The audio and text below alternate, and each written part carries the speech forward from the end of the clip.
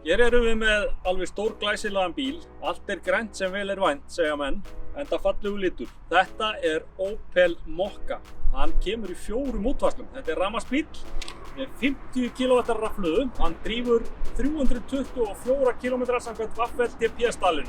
Eflaust eitthvað minna svona í raunveruleikanum. Hann einn af þessum frá Stellantis samsteypunni sem framleiðir Citroën og Peugeot og svo þennan sem heitir Opel Mokka. Þetta sami bíll á sama plattformi og Opel Corsa, nema það að hann cirka 21 cm undir lægsta punkt sem svona cirka 9 cm hærra heldur en Opel Corsan. Og ég tek það fram að Opel Corsan hún var valin bíll ársins hjá bílablaðamönnum á Íslandi árið 2021 í sínu flokki.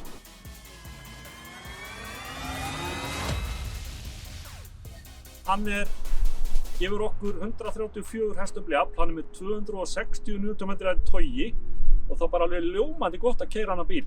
Þetta engin kraftkökull en hann líka ekki hannaður sem slíkur. Þetta borgarbíll, snaggarlegur borgarbíll sem við erum svona farnir að kalla meira crossover í. Við þorum ekki að nota jepplingur eða smájepplingur eða ég veit ekki, eitthvað sem ekki jeppi í allavega því að hann náttúrulega bara framdrifnisbíll, þetta ekki jeppi en hann aðeins hærri á vegi heldur en aðri bílar eða svona fólksbílar ef við getum sagt sér svo.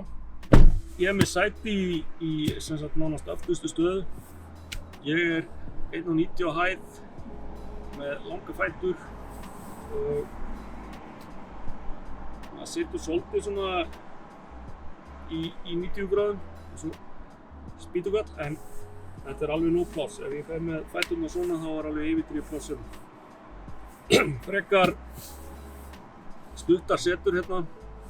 Það ekki svona þetta fella hérna niður í miðunni, það ekki svona armpúði, það Isofix í honum. Já, þetta bara ljómandi pláss hérna fyrir kannski styttri vegalengdir en alveg pottþétt fyrir til dæmis fjölskyldu sem með 2 börn. Og hér 2 USB reyndar A-tengi sem bara allt í góðu lagi með og það stokkur hérna svolítið hérna á milli þó að þetta sé byggt á Stellantis plattforminu sem á að vera alveg slétt.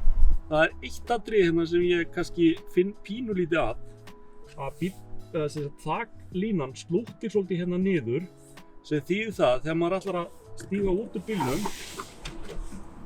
þá þarf maður að beygja höfuðið svona útsvið allavega fyrir stóra aðila eins og mig. Pínuþröng. Það má segja að Opel sé að standa sig vel í hönnun á sínum bílum. Sjáum við hérna brottið hérna í vélarhlífinni. Þetta frá því í gamla daga. Þeir voru svona Opel Manta og þessi bílar. Það var svolítið svona einkennandi fyrir bílana svona í cirka í kringum 1974. Hérna framan komið nýtt lúk á Opelinn. Hérna bakvið í sumum af dýrari típunum svona LED-ljós sem lýsa í gegn. Þetta svona frontur sem sker sig svolítið úr. Þessi bíl kemur í 4 útgáfum og þeir sem sagt verðið á þessum bílum frá 3.990 upp í 4.790 sem verður að teljast mjög gott verð fyrir bíla í þessum staðarflokki og já, þeir á tilboði núna hjá Benna þegar við erum að taka þetta upp núna í ágúst 2021. Ég get ekki ímyndað mér annað en að þessi bílar sé að seljast vel. Þá það farangursgeislan í þessum sprungunni Opel Mokka hérna. Hér höfum við það 350 litra farangursgeisla sem myndi ég segja kannski ekki í stærri kantinum, frekar lítil. Þetta nánast sama stærð á þessari farangursgeislu eins og í Opel Corsunni. Það hægt að fella sætin niður hérna 40-60 og þegar við erum búin að fella þessi sæti niður þá ennþá minna pláss í honum heldur en Korsunum með niðurfellt sæti. Já, þá erum við sest undir stýri á þessum glæsilega Opel Mokka frá Bíl og Búbenna. Ég ætla aðeins að ræða hleðsluna.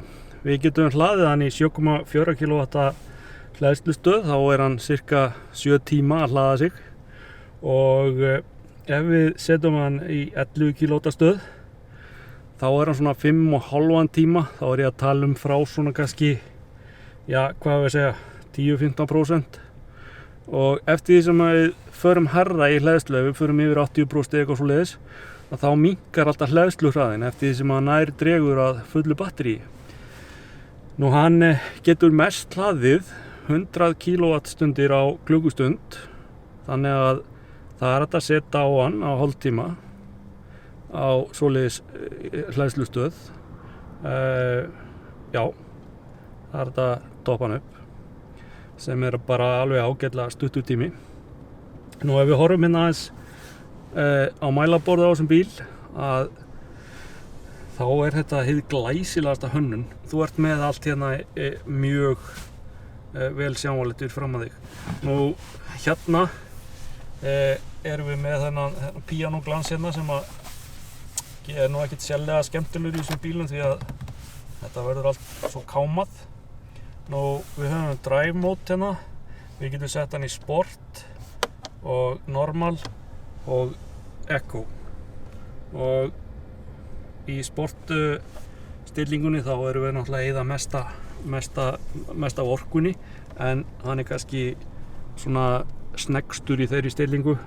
Normal stillingin svona bara fyrir þennan venjulega akstur, og svo getur maður sett í eco ef maður ekkert að flýta sér og bara í rólegheitunum í einhverjum svona ísbúðarakstri eða eitthvað svoleiðis, kaupa sér ís eða fara í bakari og kaupa sér einn með glasús. Það sem maður tekur eftir með Opelinn, að hann mjög vel búinn.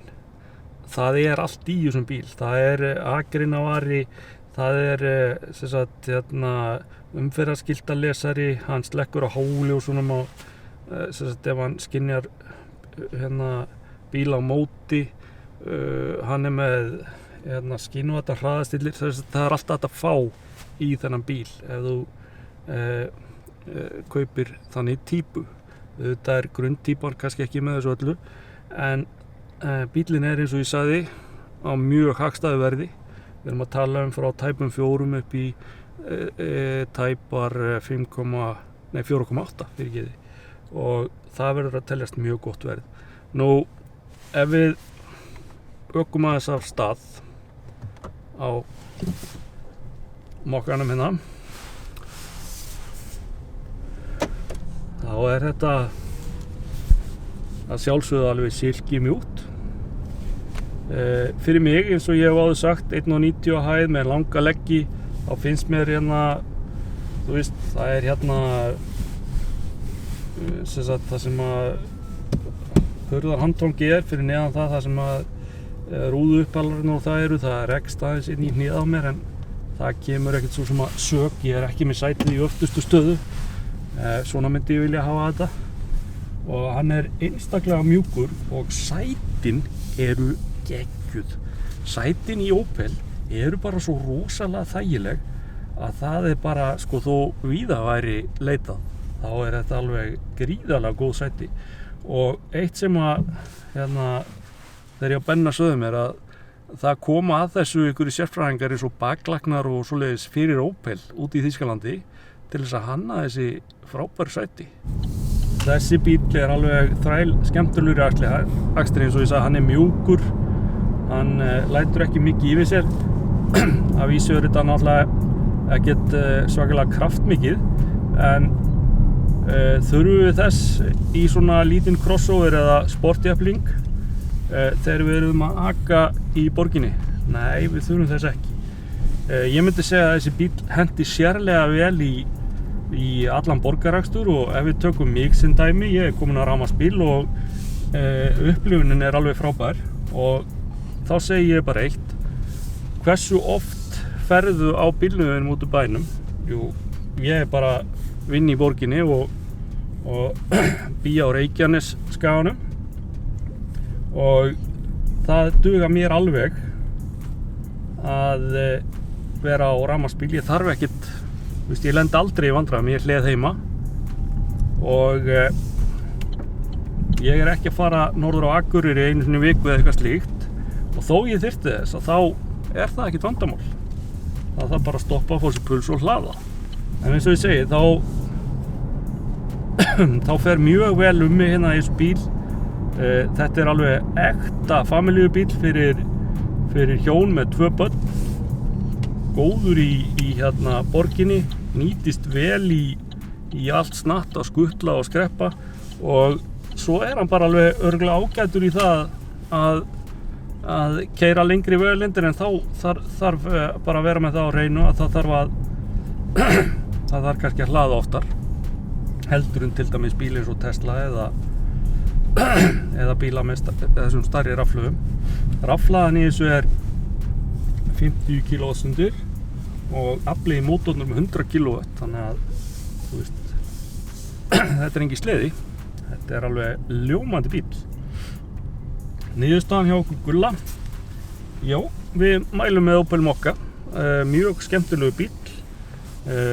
Hannaður til þess að vera í borgarumferð. Hann er snaggaralegur, hann er þéttur, það er rosa gott að sitja í honum, hann er á góðu verði og hann er flottur. Mjög skemmtilegu bíl.